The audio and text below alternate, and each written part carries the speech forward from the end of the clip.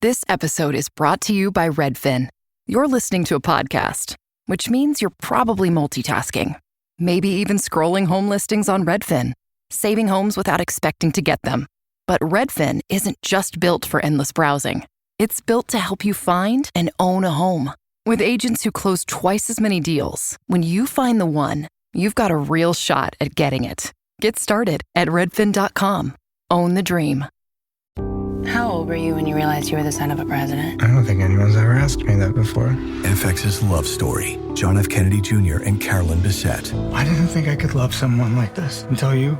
From executive producer Ryan Murphy. It's not a question of if I want to spend the rest of my life with you. It's if I'm cut out to be Mrs. JFK Jr. FX's Love Story. John F. Kennedy Jr. and Carolyn Bessette. Watch now on FX, Hulu, and Hulu on Disney Plus for bundle subscribers. In 1994, director Robert Zemeckis and star Tom Hanks gave the world a rambling exploration of what it was like to live through one of the most tumultuous periods in American history. In 2024, we matched this movie's Oscar gold with some Nectar gold. The film is Forrest Gump. The whiskey is Glenmorangie Nectar.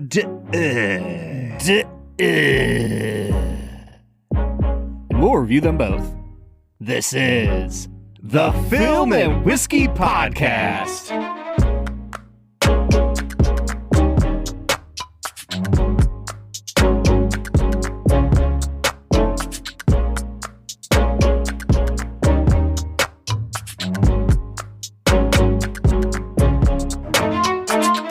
Welcome to the Film and Whiskey Podcast, where each week we review a classic movie and a glass of whiskey. I'm Bob Book. How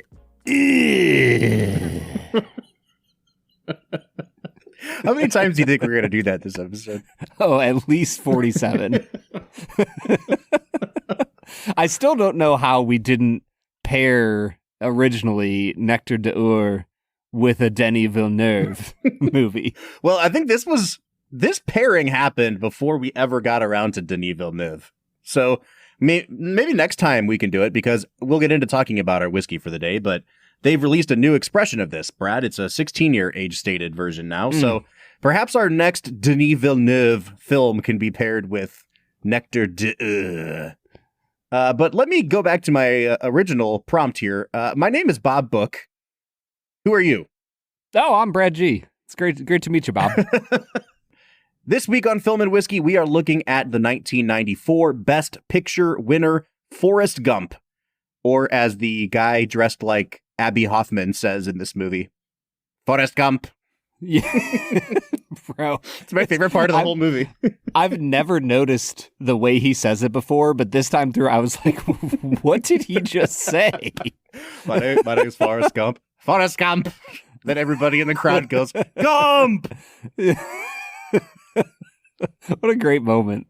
I don't know just how to moderate the two poles of thought that I have on this film, Brad, because I really want to talk about the movie as a piece of cinema and evaluate it as a work of art, talk about my issues with it.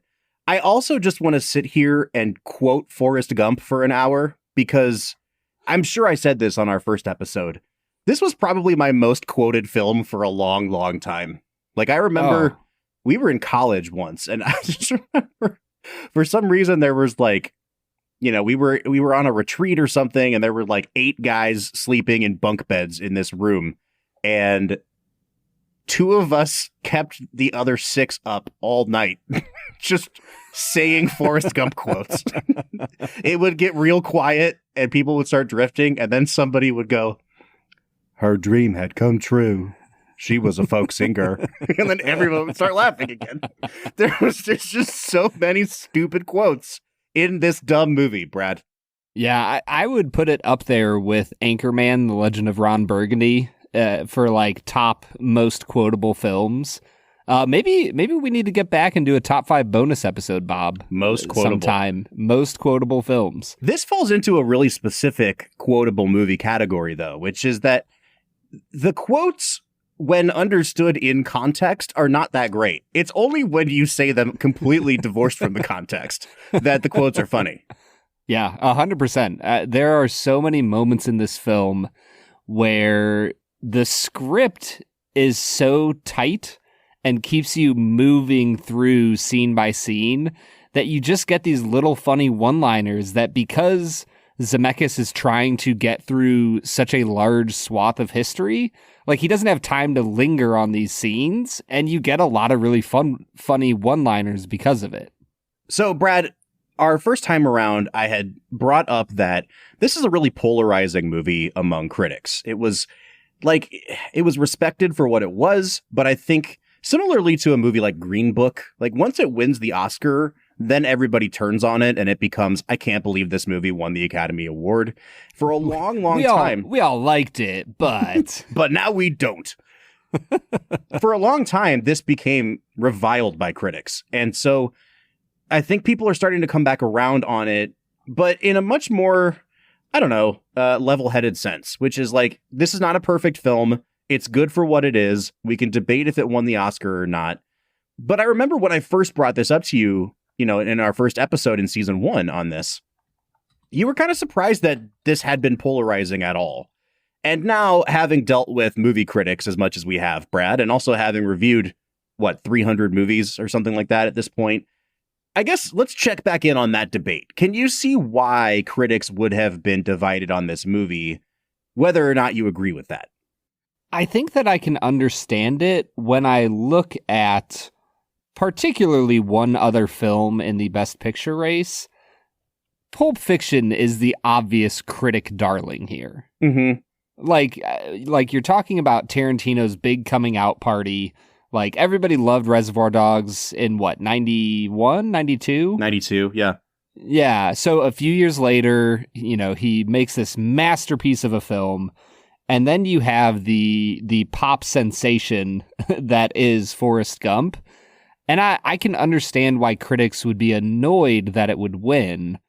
I think I'm curious if there's a difference between critical reception before the Oscars and then critical reaction to the Oscar win. Like, did critics like the movie just plain and simple, on their review? Were critics a fan of this film before it got caught up in the politics of Hollywood? I think critics were like, when you look up a movie on Metacritic, if it's like under an 80 or 85, it doesn't say universal acclaim. It says like generally positive reviews. And I think that's a good way to sum it up. They were like lukewarm on this movie. Like, hey, it's a pretty good movie.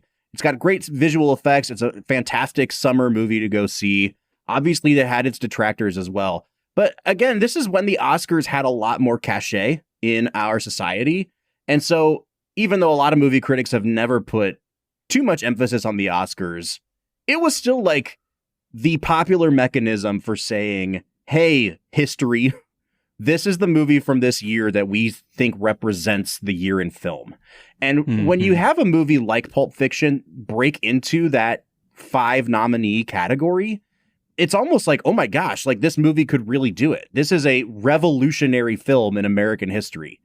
And then to lose, but not just to lose, but to lose to Forrest Gump is kind of, I think, the turning point with a lot of critics. And it's not necessarily that they hated the movie. It's just like, you gave a 3-star movie the Oscar in a year where we really could have like coronated something new and exciting in American cinema. And again, whether that's fair or not, I think that's what happened there. You say 3-star, but famed reviewer, and I would say the favorite of this podcast, Roger Ebert, gave it a 4-star review. Mm-hmm. He sure did. I almost called him Forrest Gump. Roger Ebert loved a good time at the movies. You know what I mean? And Roger Ebert was also, like, much more than his peers, I think, susceptible to exciting visual effects in movies. And at the time, the VFX in Forrest Gump were cutting edge. Incredible. Yeah. Yes. And I think that the spectacle of it definitely tipped his hand. He also gave, like, the first Harry Potter movie 4 stars. Really? Yeah, which I think is, like, kind of a good comparison here, because I wouldn't call that a perfect movie, but it was something that was new. It was something that was exciting. It was at the cutting edge of what we could do with technology at the time. And so, yeah, I see why Roger Ebert gave it 4 stars. I also see why Bob Book is not going to give it 4 stars. So Can I read you one line from the Ebert review that just made me laugh really hard? yeah, sure.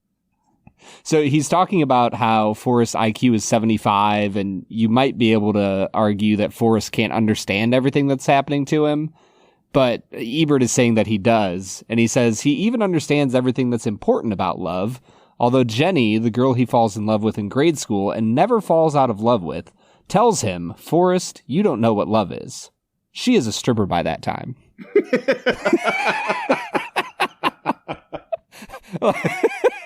Like it's little lines like that where I'm like, man, Ebert is the GOAT. He's so funny, man. That's great. All right. On that note, on the note of Jenny stripping, let's get into talking about this movie. Now, again, this is season 10 of our podcast, where we are revisiting all of the films from our very first season of the podcast, because I think we've improved in our ability to review both movies and whiskey. If you'd like to listen to our original review, you can check us out on Patreon. We've put season 1 behind a paywall. You can't get it publicly anymore, but if you really want to hear us stumble through, check us out on patreon.com/filmwhiskey, where you can support us at 3 different tiers, a $3, $5, and $7 a month tier. Each tier comes with exclusive perks, including access to a special Discord channel that Brad and I are on pretty much every single day, talking to people from Film and Whiskey Nation. Brad, it's time for us to get into Brad Explains. Brad's gonna give us the movie plot with only 60 seconds ticking on the clock. So let's go ahead and hear your take with this little segment that we call Brad Explains. Brad Explains is the part of the show where Brad breaks down the plot of the film that he has just seen, often for the first time. This is at least Brad's second time seeing Forrest Gump. I have to imagine that even in the G household, you probably saw this at some point growing up, right? Like, this is not just time number 2 for you. I don't think I saw this movie until college. Wow! Yeah. Yeah, Forrest Gump was not a staple of the G household. It was probably like 18, 19, 20 when I saw it for the first time. Man, that's... Wow. Yeah, dude. I feel like this movie was so ubiquitous in the late 90s. Like, it was on some channel on TV at every moment of the day for a solid 8 years, I would say. Yeah. And now I know you didn't have cable. I understand. Yeah. You don't have to tell me, you freaking Amish person, you. But, like, you know, it was the second highest grossing film of 1994, and then it hit video, and the soundtrack became, I think, for a time, either the best or the second best-selling soundtrack of all time. Like, this movie was freaking everywhere. I saw this movie at a way too young age. Didn't really understand what was going on with Forrest and Jenny in that dorm room for a while. But, man, my parents, what were you letting me watch back then? So you were on the same level as Forrest? Yeah, pretty much. Pretty much, man. All right, dude, you have 1 minute on the clock to break down the plot of Forrest Gump. Folks, we're going into full spoilers. So if you have not seen this 30-plus-year-old film, go ahead and hit pause here. Go watch Forrest Gump because you're one of the few that has not seen it, and then come back and rejoin the episode. Brad, 60 seconds and go. Forrest Gump is a film that follows its titular character, Forrest Gump, as he grows up in the Deep South. That's a capital D, capital S, Deep South, for those who are wondering. Back in the 1950s, it follows him through the, as I said earlier, tumultuous 60s, 70s, and 80s as he finds himself in various extraordinary circumstances in his ultimate pursuit of being a good person, honoring his friends, and pursuing his one true love, Jenny. He's also the father of Haley Joel Osment. He sure is. Dude, literally, every single time I've ever seen this movie, I'm like completely blindsided when the child comes out and it's Haley Joel Osment, and I have the exact same reaction.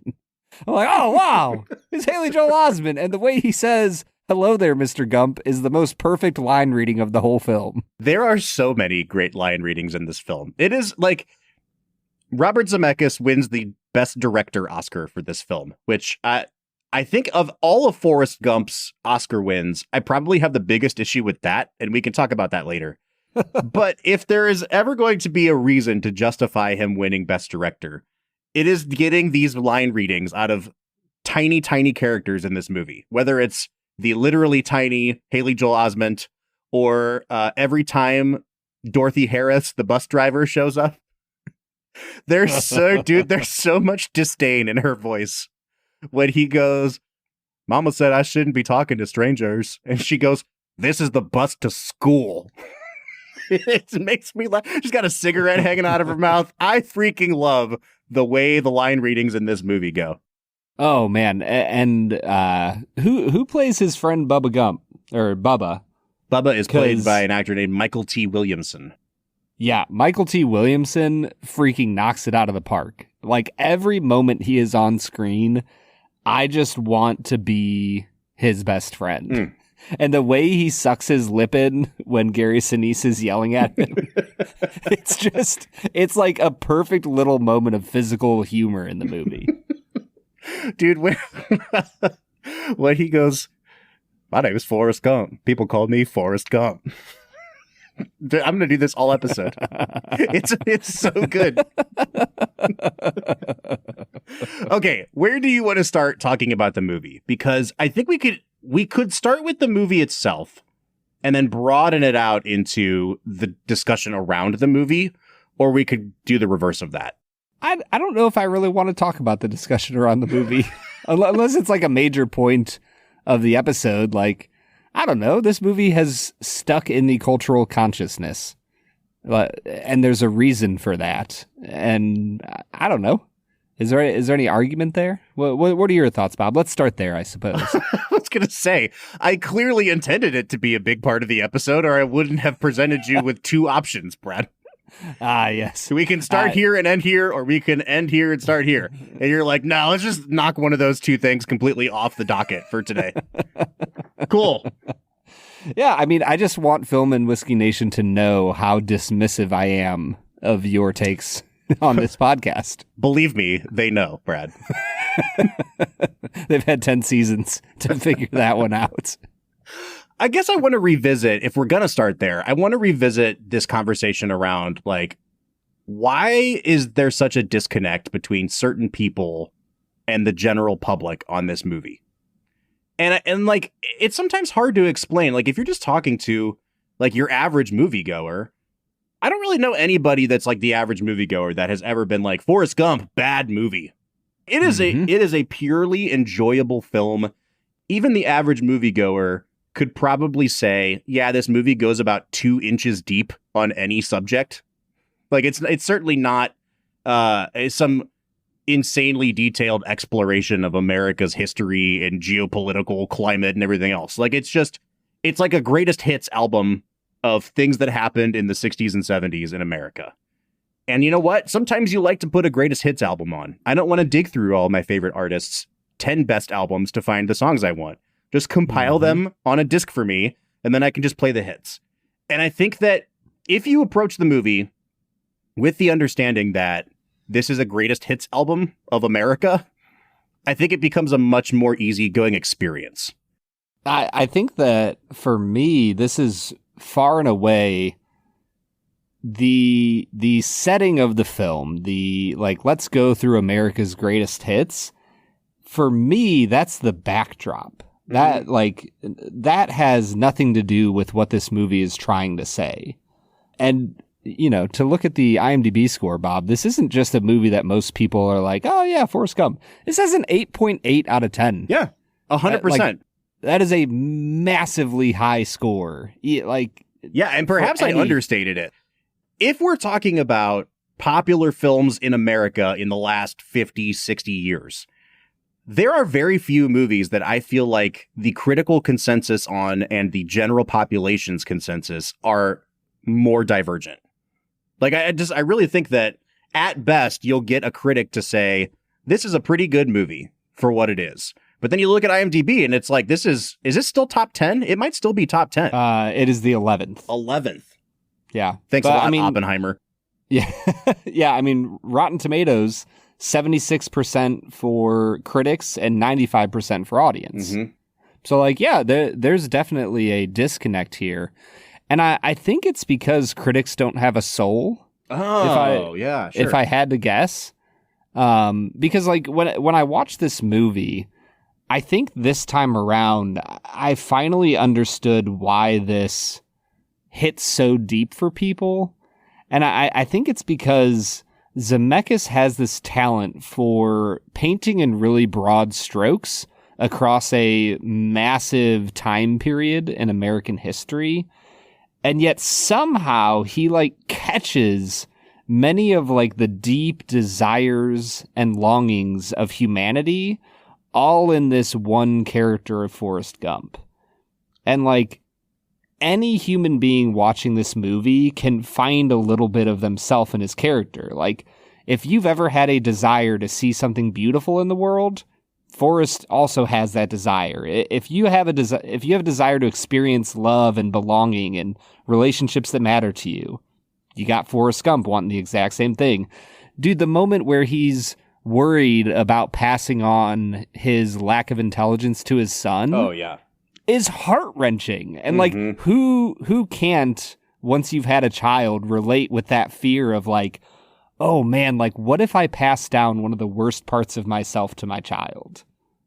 Like, and there's so like, I could go on and on and on. Like I want to be the kind of person that doesn't let money and fame change me. Oh, guess what? Forrest Gump is also that. And the thing is,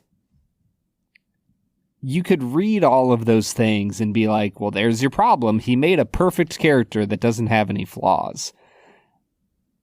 But the beautiful thing about Forrest Gump is that he doesn't stand emotionally distant from the world around him. Like the way he shows terror when he is trying to save Bubba, when he thinks he's passing down his lack of intelligence to his son, the joy that he has when he sees Jenny in Washington, D.C. Like, he engages with the world around him in such a emotionally vulnerable way that he's not just this blank slate of a character. He is somebody who has motivations and has desires. And I don't know how Zemeckis does it, because I'm with you. I know that one of your main points on this is that the broad strokes are tough to swallow at times. I think he nails it, man.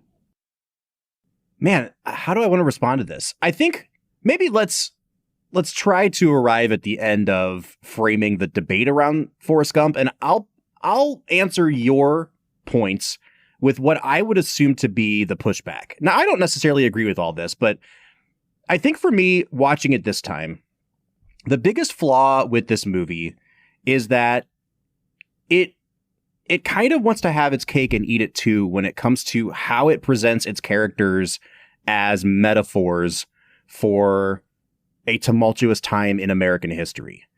And what I mean by that is, like, it wants you to understand at the most basic level that Forrest Gump is a simple man who has simple American values, and perhaps not as a result of those values, and also Forrest Gump winds up wildly successful. At the same time, his best friend, Jenny, is really representative of the sort of lostness of a generation of the baby boomers who went off seeking something fulfilling for a really long time. And perhaps not as a result of that seeking, but and also they got themselves into some really deep shit. Do you know what I mean? And I think that where critics really started to dislike what they felt the movie was saying was like, you want to make that metaphor, but then you want it to stop right there, and you don't want us to trace it to its logical conclusion, right? Like, you have to kind of put yourself back in the historical context of this movie coming out. It's like smack dab in the middle of Clinton's first term. You're coming off of a decade plus of Reagan and then George H.W. Bush, where America, like, very loudly declared, like, we are returning to conservative values in America, whether that is social or economic. Like, this is where we have arrived as a nation. And I think that a lot of critics read this movie as, like, whether or not Zemeckis is trying to make this an apology for, baby boomers kind of coming back into traditional American values, it certainly seems to espouse that. And that Jenny, as an extension, is, a portrayal of, we went and sowed our wild oats as a generation, but now we're kind of coming back to conservatism. Now, again, I don't even know if I want to say that I see all that in this movie. I just think that that's kind of what the pushback on the movie is. Not that it is a conservative movie, but that it wants to paint Forrest and Jenny as these really kind of broad strokes metaphors, but then it never really wants to examine the implications of painting them in those metaphors. Like, what does it mean that Forrest Gump is your simple American values representative? Because he's also developmentally disabled. You know what I mean? Like, you can't really take that metaphor too hard, because then what are you saying about America? And on the flip side, it's like, is Jenny's only redemption when she becomes quote unquote conservative at the end of the movie? I think that there are a lot of thorny things that come up as a result of those metaphors being introduced. And I will say, I don't think the movie intends to go any farther than it does, but I think that's what a lot of people's problem with it is. Does that make sense?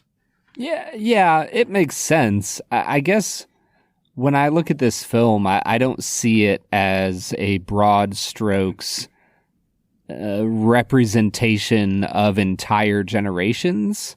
For me, it's two individual characters who see the world in a certain way, who choose to act in a certain way because of how they see the world, and there's consequences based on those actions. Yeah. Like for me, it's as simple as that. And, to get back to the themes of human desire and what we would all want, I think Jenny represents the part of us that hopes that no matter what we do in this world, somebody will still love us. Like to me, that's the entire character of Jenny, is like, no matter what I do, I really deeply hope that there would be a Forrest Gump character to love me no matter the decisions I've made. And the moment where Robin Wright looks at him and they're at the house and he asks her to marry him, and she says, like, you would never want to marry me. Like it's a heartbreaking moment. And it speaks once again to that deep fear that we all have is, man, if somebody really knew me, they would never want to be my friend, my lover, my spouse. Like, they would never want me to be their mother, father. Like, once again, it's an example of, I think Zemeckis is diving deep into the human experience. I will say, and let's move out of that whole debate thing, because I want to get back to a thing you were saying about the kind of one-on-one interactions. Where this movie really succeeds is when it kind of drops all of the stuff about America and the pop culture references and Forrest Gump weaving in and out of these random historic events. And when you just get like Forrest and Sally Field in a room together, or Forrest and Robin Wright in a room together, or Forrest and Bubba like by a river in Vietnam for 10 seconds. The actual human relationships within the movie are incredibly well acted. They're really well written for the most part, I would say. Like Sally Field gets nominated for an Oscar for portraying Mama in this movie. And she's in the movie for like 8 minutes. Like I forgot how little she's in this movie. But that very last interaction, she just, dude, they leave the camera on her for a minute. And she kind of collects herself before saying this line. And she starts kind of smiling while tearing up. And it's this brilliant portrayal of like a mom comforting a son while also grieving. And she, she's talking about dying. She brings back up the life is like a box of chocolates. And then she just says, I will miss you, Forrest. And my God, dude, was I a puddle on the floor in that moment. Like when this movie goes for the waterworks, I do appreciate that it doesn't happen in the like broad strokes talking about America stuff. It happens in the interpersonal relationships. And I think that's where it succeeds. Yeah. And, you have things like the Vietnam War, which everyone has strong opinions on. And yet in the moments when Forrest is running back and forth trying to save his squad members, all of a sudden it doesn't matter what political affiliation you have. you understand the pain and the suffering and the desire to be helpful in an unwinnable situation that Forrest has. Mm-hmm. And as he's holding Bubba, it's that moment where the narration of the film works like a charm, that there's this counterpoint of Forrest in the memory who doesn't know what's going to happen, and Forrest narrating the memory who is diving into the regret that he has of like, yeah, if I had known that this was the last thing I'd ever say to my best good friend, I would have said something different. Mm-hmm. And it's just, dude, it's waterworks. It's incredible. Yeah. And it's, again, I think that a lot of critics thought that this movie was really emotionally manipulative. And I can see why they would think that. But I think that there's enough attention given to each of these relationships that he has with Mama, with Bubba, with Jenny, with Lieutenant Dan, that they each have their own unique rhythm and dialogue to them. And then they each have their own arc and emotional payoff. And I don't feel like they were, manipulating us by pulling a string in a way that seemed false, especially on those fronts. Yeah, man. I feel like there's so many directions we could go with this. But what do you think when it comes to Zemeckis as a director in this movie? What are some elements of the cinematography, of the acting performances, of the different things you see on the screen that drew you in this time? So Zemeckis kind of made his bones as a Steven Spielberg protege. And then he gets deployed by Spielberg in his first few films, and then he makes it big with Back to the Future. And ever since Back to the Future, Zemeckis has been known as a guy who, even more than Spielberg, like, he loves him some special effects. He loves kind of pushing the boundaries on what you can do with computer imagery. He's very similar to a James Cameron or a George Lucas in that regard. I think that just as successful in all of his films. Yeah, I mean, he's never made a bad movie, and neither is George Lucas. What are you talking about? So, and I don't mean anything disparaging to Zemeckis in that regard, because I think that he's a good director. I also just think that, like, when you look at how Steven Spielberg maps out a shot in his mind, and the Spielberg wonders, and the way that he is just, like, mentally storyboarded every shot, it's insane what that guy can do. Zemeckis, I feel like, is a really good copycat of Spielberg in that, like, the camera is moving around a lot in this movie. And I think the actual, like, the lighting of the movie, the blocking of the movie, it looks like a movie. It's a beautiful film to look at in parts. I don't think that I would look at the majority of the shots in this movie as, like, artfully composed. There's a lot of shots of, like, that's a beautiful mountain, but the mountain's beautiful. Like, the camera work in this movie is very workmanlike. It's it gets the job done, but it's not on the level of, like, a Spielberg. Does that make sense? 100%. I think there's a few moments that stand out to me. One being when Forrest is in the hospital and he's narrating something, and all of a sudden you see Lieutenant Dan's hand, like, reach up behind him and grab him and pull him down. Yeah.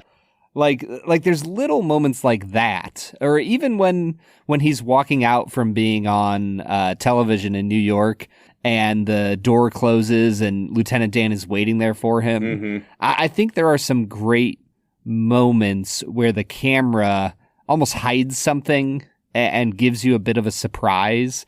Even when he's in Vietnam and it's raining, and then there's the moment where the rain stops and then immediately the bullets start flying. Like, there's a moment where Zemeckis likes to try to surprise the viewer, but I'm with you. Like, he's not a Hall of Fame camera usage type director. And I think, like, similarly, I wouldn't call him a great director of actors. That's not to say that everybody in this movie isn't very good, but we don't think about, like, man, Robert Zemeckis really directed Tom Hanks to that Oscar. It's like, no, Tom Hanks went and studied the speech patterns of the kid that plays Forrest Gump. Tom Hanks was leaning into, like, he was at the height of his powers here. Mm-hmm. And Robert Zemeckis is a competent enough director that he knows when to leave the camera on Sally Field for an extra 5 seconds to get her Oscar nomination. But I feel like it's more a function of working with really good actors than it is that he brought something out in these actors. Yeah, I mean, that's like always, I don't know. I feel like your distaste overall for the film, in my mind, like, I don't know, why isn't it a boon to Zemeckis that he knew to do that for 5 more seconds on Sally Fields, and he knew how to let Tom Hanks be Tom Hanks? Like, oh yeah, I don't know if it's a good or a bad thing, but I think we can say that he was in charge of that final product and put together a film where people were getting nominated for best acting performances, and he received a nomination and won for best director. Like I think he was kind of doing something right for most of the film. Yeah, and I feel like I don't want you to misconstrue what I'm saying either. Like, you can absolutely be a workman-like director, and like that is a compliment in itself. Hollywood history is full of guys like this. Michael Curtiz is like one of the best directors of classic Hollywood. He directed freaking Casablanca, but he was the guy that they called when you just needed a guy to plug into a movie. You know what I mean? He's not considered an auteur because he doesn't have a style of his own. And I guess that's what I'm saying about Zemeckis. Like, dude's a good director. You know, we don't talk about him like we talk about a Coppola or a Scorsese or something, but that doesn't necessarily mean that he's bad. I'm just saying, we look at like Paul Thomas Anderson, and every PTA movie we say somebody gave the best performance of their career. That's not really what you get with Zemeckis. That doesn't mean that he can't direct an actor to an Oscar nomination. I think you hit the nail on the head. You just might have misconstrued me a little bit. Sure. That's my favorite thing to do. Well, hey man, why don't we misconstrue each other for a little bit, and let's start speaking in French nonsense at each other while we look at our whiskey for the day. The Glenmorangie Nectar de...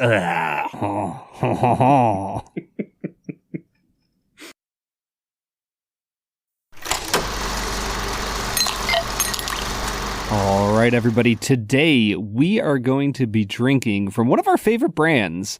We absolutely love Glenmorangie.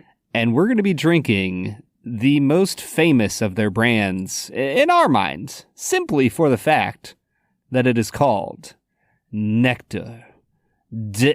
The Glenmorangie Nectar d'Or. This is legendary in film, yes. the annals of film and whiskey.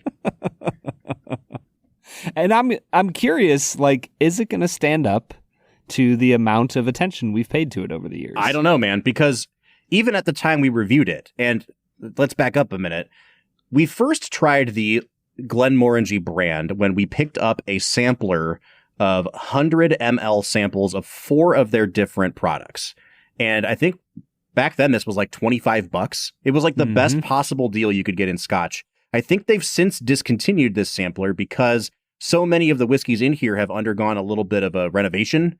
But it included their standard 10-year. It included the Quinta Rubin. It included the La Santa. And then, like, the big dog in the box was supposed to be this Nectar d'Or. And Brad, we really liked the La Santa, and we especially liked the Quinta Rubin.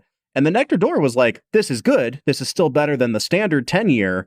But we didn't think it was worth what we considered to be astronomical price hike over the other 3 in the box. So I'm excited to revisit this because, again, I feel like this is supposed to be the big selling point of the box. It's the most expensive of the 4, or at least it was at the time we purchased this. The version that we have in the box is actually now an outdated version of Nectar d'Or. It was 12 years old at the time of this bottling, and it was finished in Sauternes casks, which we've talked about many, many times through the history of film and whiskey.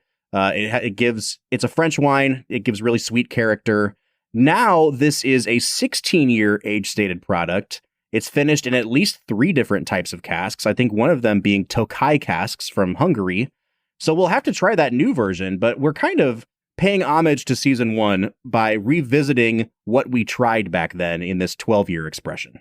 Now, I will tell you, Bob, the Glenmorangie Taster Pack is still available. Hey! It is still 4 100 ml bottles of the original, which is the 10-year, the La Santa 12-year, the Quinta Rubin 12-year, and the Nectar d'Or. So you can still get this. It will cost you $32, which for 400 mLs of Scotch, I would say is a very good price. I am really surprised you can still buy it anywhere. I would have assumed that this, like the SKU, would be dead by now because the Quinta Ruben is not 12 year anymore, and it hasn't been for 5 years now. The Nectar d'Or is not 12 years anymore. I don't know about the La Santa, but like this seems like they're just trying to burn through old stock of stuff, which is totally fine. I still think it's worth benefit. Yeah, I think it's worth picking up for sure.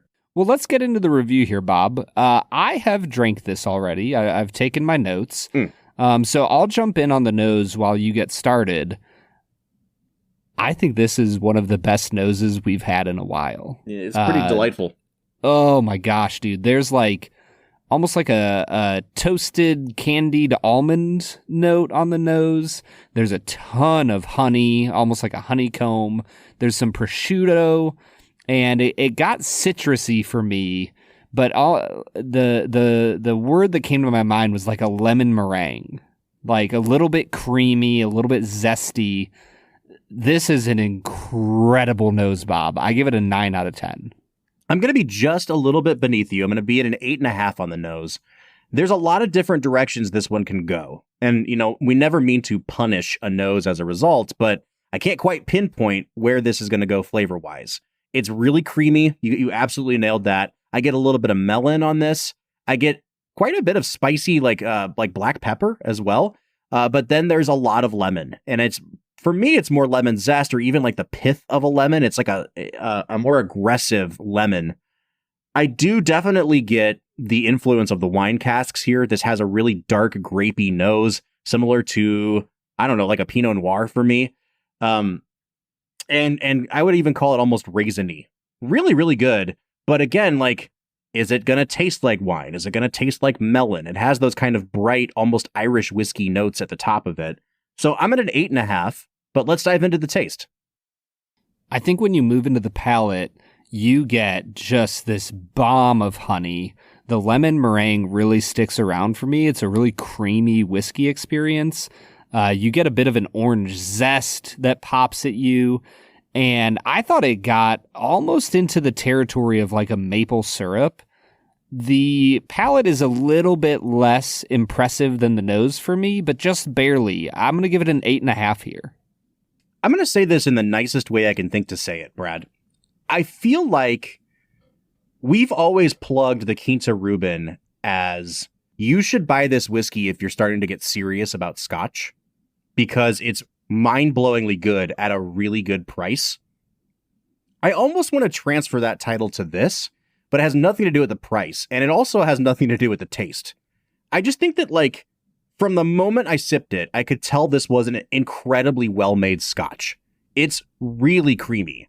There are some almost nondescript fruity notes going on here. It has almost an ashy sort of burnt taste at the back in a good way. Like you get that on a lot of Scotches, even on non-peated Scotches. But it's not complex. You know what I mean? Like I'm not going to sit here and pull notes out of this for the next 10 minutes. Like it just tastes like a really creamy, really good wine cask finished Scotch. And I think that I would almost want to offer this to a person who has only ever had J&B or, you know what I mean? Or like Cuddy Sark, and be like, this is what a $90 bottle of Scotch tastes like. Because if I'm telling someone, oh yeah, like, do you taste the figgy pudding in this? And they're going to be like, no, I don't know how to look for figgy pudding. I don't think you can really look for anything in this. It's just a very generically good Scotch. And I like it because of that. And I sound like I'm insulting it, but you certainly do. I'm going to give it an 8 on the taste. It's just like, I don't have any notes to give on it other than that. Where are you at on the finish? I'll give it a 7.5 on the finish. I think that it has a really nice kind of fade out on the finish. It doesn't drop off a cliff, but it also, I haven't been thinking about the finish at all. You know what I mean? Like, it's just a really good barley heavy, creamy Scotch finish. And I sound like a broken record. Yeah, I am getting a lot more here than you are, Bob. Like, I think that the finish is incredible. I think it's the best part of this experience. For me, the flavors sat on my palate for a long time after I was done. And it's this fresh lemon zest. It gets into those kind of almost like a cream of wheat, sourdough bread kind of territory. And the honey sticks around for the long run. I think it's a 9.5 on the finish. And I think for me, I'm going to give it a 9.5 on balance as well. Like I would agree with you that this is not the most complex whiskey I've ever had, but I think that mixture of the grainy notes with the honey, with the fruit, with the citrus zestiness, there is a lot going on here, and it's executed at a really high level. Yeah, I won't disagree with any of that. I think that on the finish for me, if I can revisit my finish for a hot second, I won't change my score. Second and third sip definitely improved the experience. It's much thicker, much more viscous. And I think for one of the first times ever, I really am getting true notes of butterscotch on this. It's not quite caramel and it's not quite maple, and it's right in between that. It reminds me a lot of like a butterscotch ice cream topping. I really, really like this a lot. I still don't think it's complex, but I'm going to give it a 9 out of 10 on the balance because everything that it does, it's doing at a high level, even if I'm not pulling 50 different tasting notes out of it. Now, Bob, this is going to set you back $82 in the state of Ohio for a bottle. I think that's still a pretty good value. Well, let me ask you this. Is that for the 12-year expression or the new 16? Let me pull it back up and check. Bob, it looks on the OHLQ website like it's a picture of the older whiskey, but I don't know if they've like started to transition what they are shipping to the US. Sure, I don't know if they're like finishing out the old batch. What I do know is that in 2022, just 2 years ago, it won double gold at the San Francisco World Wine and Spirits Competition in the single malt non-age stated category. Okay. So as of 2 years ago, it was an NAS. I don't imagine that the price is going to shoot up if it's a 16-year all of a sudden. No, I was more worried that we would be accidentally harming our scores on this one if they were pricing it out for 16 and we were only reviewing the 12-year, you know? Mm-hmm. Yeah. So, I don't know. At $82, I think this is overpriced, Brad, but it's also like, you know, we have that principle of $10 for every year that it's aged, and Glenmorangie has always been almost cutting that in half. You know, like we had the Quinta Rubin 14-year that was selling for $50-something, and now it's up into $70 territory, and we're still like, oh, it's overpriced now. We've been really spoiled by Glenmorangie, I guess is what I'm saying. I think in a vacuum, $82 for this is not a bad value. I just think that I can get better $82 whiskey than this. So I'm going to give it a 6, just a 6 out of 10 on value. Man, yeah, we're far apart here, Bob. I think that this is a really good value. I think that there is enough Scotch out there at a higher price that $82 for a really beautiful expression of Scotch, I'm willing to pay it. I think I'm at an 8.5 here on value. Before we give our final scores, let me ask you this. When was the last time you revisited Quinta Rubin? Just a few months ago. Which is better? I think this is better. Wow. Yeah, see, I still prefer Quinta Rubin. It's got a little bit more kick to it. Like, I think it's more of a bourbon drinker's Scotch, which is not, that doesn't inherently make it better. I just like it better. It's a nice change of pace for me. This is really, really good. I just don't quite get as much on it as you do. So I'm coming out to a 39 out of 50, which is still a damn good score. I'm almost at the 40 mark. Yeah, we are farther apart than normal, Bob. Usually we're somewhat close. I'm at a 45 out of 50. Wow. The 90 out of 100 mark for Brad. Yeah. This is rarefied air. It is. I can probably count on both hands the amount of times either of us have gone at or above 45. Yeah. I mean, I don't know. Have we done 10 whiskeys at or above 45 out of 100? I don't know, man. I don't think we have. Yeah, it's been close, but yeah. I mean, you're talking about giving a 9 in every single category. That's hard to do. Mm-hmm. It is. We're coming out on average to a 42 out of 50 or an 84 out of 100. This is like, even hitting 42, we're going to be approaching best whiskey of the season territory here. Yep. And much like the movie, I really like this. But because I am not as effusive in my praise as Brad, he thinks that I don't like it at all. I mean, you're a trash person, so I guess so. This whiskey and film were wasted on me. All right, man, let's get back into talking about Forrest Gump. What do you say? Yeah, let's get to it, man. The world moves fast. Your workday, even faster. Pitching products, drafting reports, analyzing data. Microsoft 365 Copilot is your AI assistant for work. Built into Word, Excel, PowerPoint, and other Microsoft 365 apps you use. Helping you quickly write, analyze, create, and summarize. So you can cut through clutter and clear a path to your best work. Learn more at Microsoft.com/M365 Copilot. All right, that was the Glenmorangie Nectar single malt Scotch whiskey. Brad, we're talking about Forrest Gump, but in order to do that, we have to get to our next segment, which we call Two Facts and a Falsehood. Brad is gonna try to stump you both to alright and what is wrong. Two facts and a falsehood. Two Facts and a Falsehood is the part of the show where Brad presents me with 3 items as fact about the making of this movie, one of which is a complete lie. Brad, I have done no research yet again today. I feel like I've really liberated myself from doing research this season. Yeah, you're so lazy, Bob. I know. Why would you not do research on the movies for this podcast? I learn from the best, man. Brad, hit me with your 2 facts and a falsehood.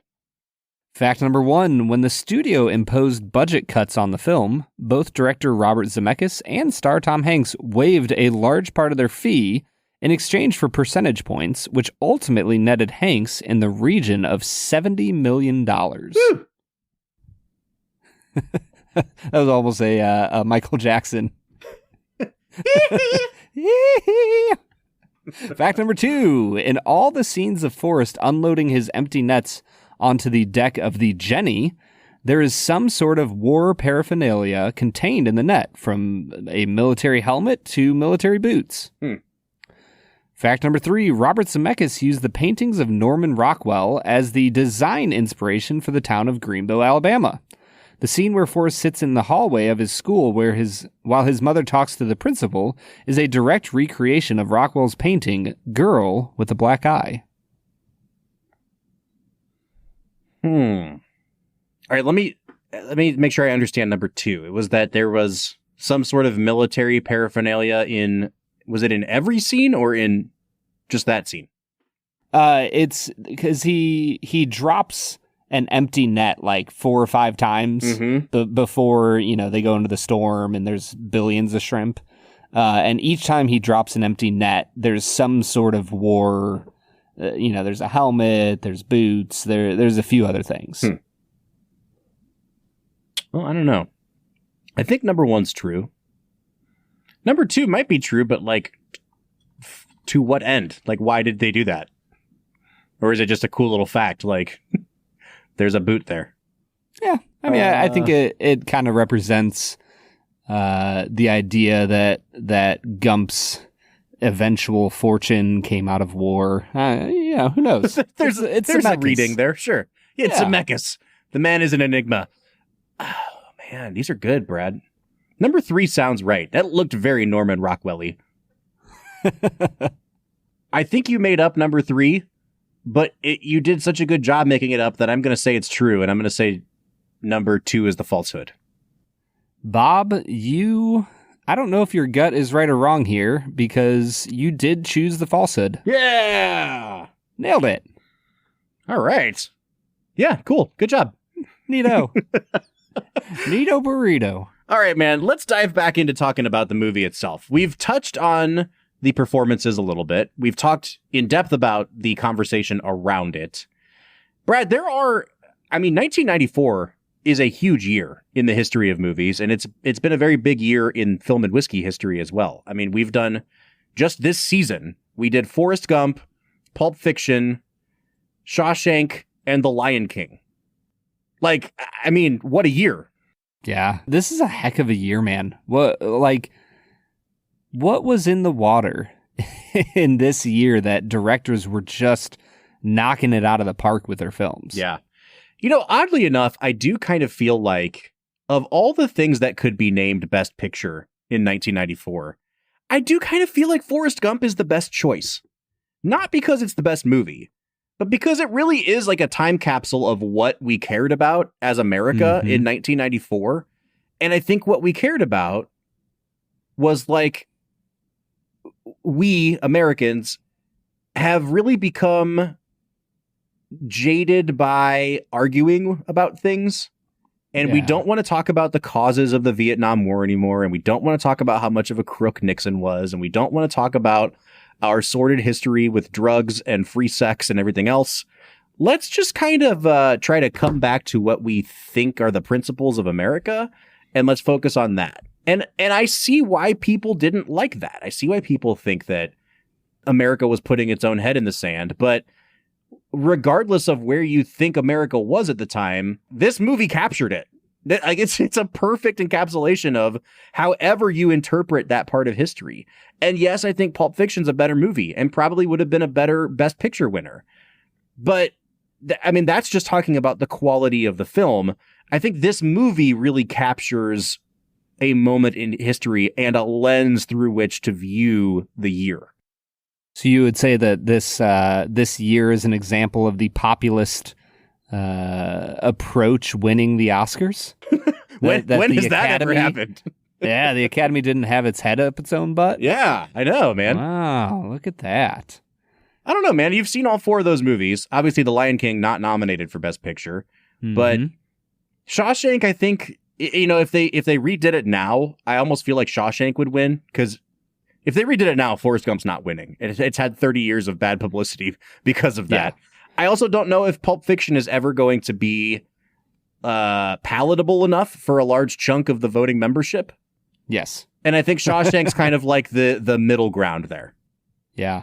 I mean, at the end of the day, one of the reasons I think Forrest Gump has stood the test of the time is because of how sincere it is. Like, and it wouldn't win today because of that. Like, we're so much more cynical as a nation, and I don't think that the sincerity of the character of Forrest Gump, let alone the whole film, I just don't think it would work nowadays.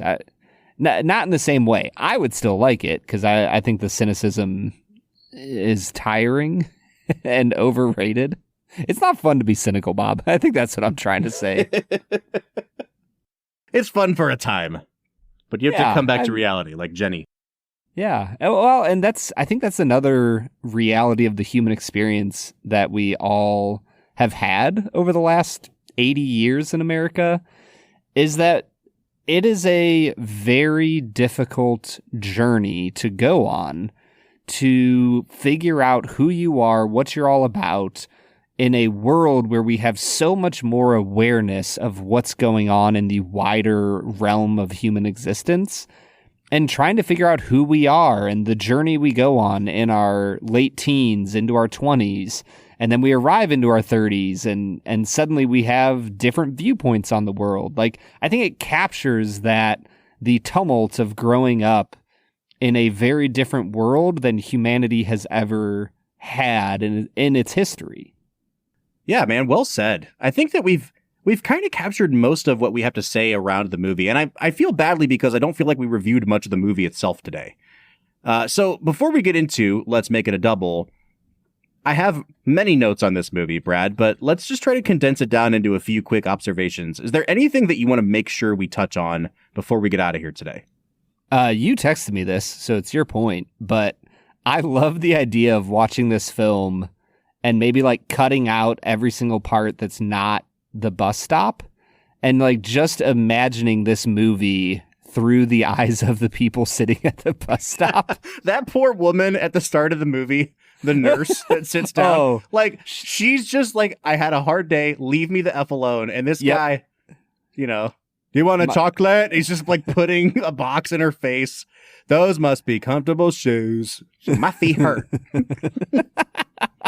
Like, how many more signals could she be giving this guy? This dude will not shut up. I also took a note that he is just, in general, just a horrific listener. because there's a point where you think he's like going to genuinely engage someone in dialogue. And he says, did you go to an all girls school or a girls and boys together school? And she goes, oh, it was co-ed. And he goes, oh, okay, cool. Because Jenny went to a school that was only, and then he dives right back in. And it's like, Forrest, this is not how you're supposed to be an active listener, man. It's not all about you. Yeah, if you made it a cut of this movie that was the exact same length, but the first 90% of the film, the camera just sat there on the bus stop as he told the story, that would be a hell of a movie.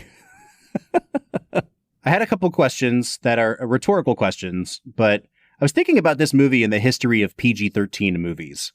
Because, like, this movie is significantly less violent than a movie like The Avengers, but they show blood. And so then you're like, oh my gosh, like this is a real war movie. You know what I mean? Like it's not horribly violent, but it seems extreme by what we have come to understand a PG-13 movie to be. And perhaps in no way more than in the sexual way. You could just do a whole lot more sexy stuff back in 1994 and get away with a PG-13. This is only a couple years before Titanic just showed boobs for 7 minutes straight. And there's a couple boobs in this movie in a Playboy magazine. But for the most part, there's no nudity. But I did write down the question, is this the only film ever to get a PG-13 rating and also feature a guy jizzing on someone's bathrobe? Wait, what? When they're in the dorm together. And she takes off her top and then she has Forrest touch her boobs and then he ejaculates. Oh, I've never interpreted it that way. Oh, he literally says right after that, I think I ruined your roommate's bathrobe. And she says, that's okay. I don't like her anyway. You've never caught that before? Nope. Oh, and then he goes, I'm dizzy. Well, how did you interpret it? I don't know. I didn't really think about it. Wow. Yeah, man. That's why I was saying, like, as a kid, I had no idea what was going on in that scene. But apparently, as an adult, I'm like, how on earth did they get away with this in a PG-13 movie? Now, I think you're starting to understand why this was not shown in the G household growing up. I guess what I'm saying is the list of PG-13 movies featuring ejaculation scenes, probably not very long. Yeah, I mean, by 99, we have Kevin Spacey masturbating in the shower. Yeah, but that gets an R rating. That's a hard R, yeah. Okay, second question, much less of a hot topic.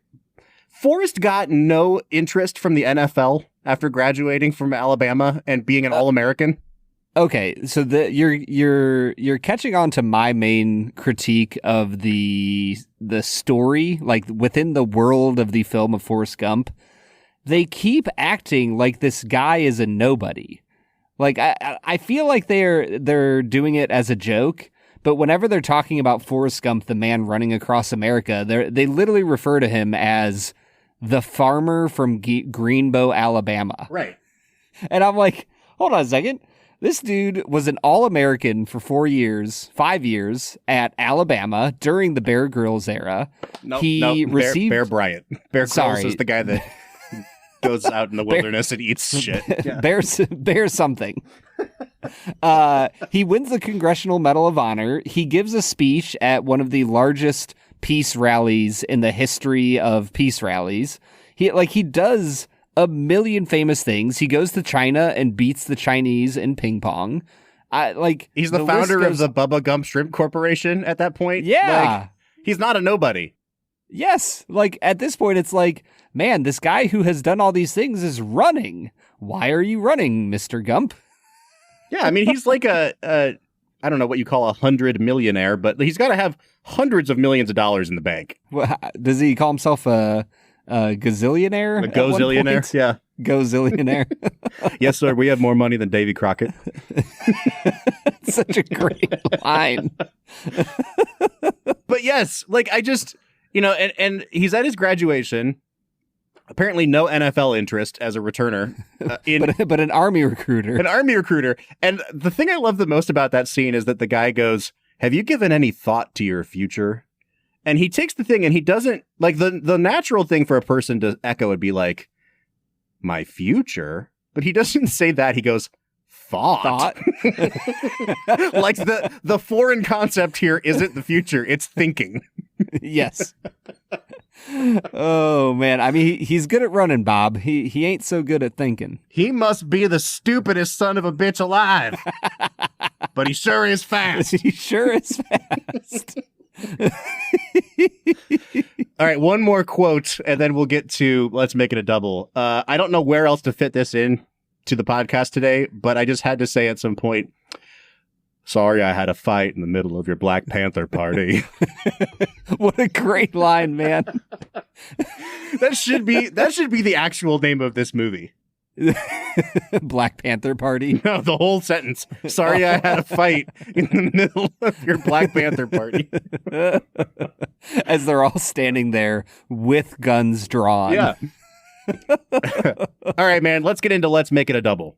We're near the end of the episode, so thanks for listening to the Film and Whiskey Show. Let's pair another film with this one, even if it's a struggle. It's our final segment of the day, now let's make it a double. Let's Make It a Double is the part of the show where we pick a movie to pair up with this one to make the perfect double feature. Brad, since you think I hate this movie, I will defer to you on this front. I'll let you go first here.